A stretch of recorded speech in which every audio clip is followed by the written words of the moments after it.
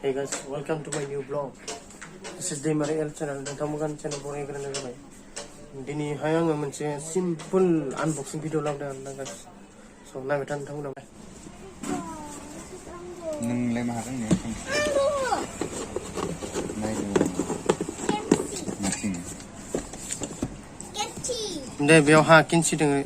Mau be cutter deh ha cutter deh.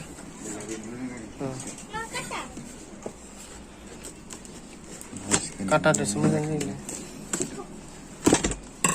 Nonton naik deh mouse tu, saya kira ambung thola, nama. Dah. Unboxing dah isi lepas ni. Unboxing jangan ini nose mixing mouse tu.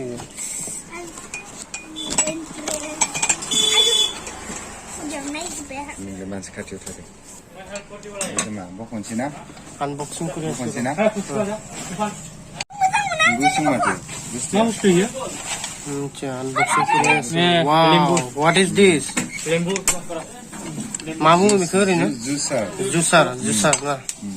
Hana ni dia pun nak buat. Oh, dia pun nak buat lah. Kundu lagi, ikut. Kenapa nabis? 20 taka.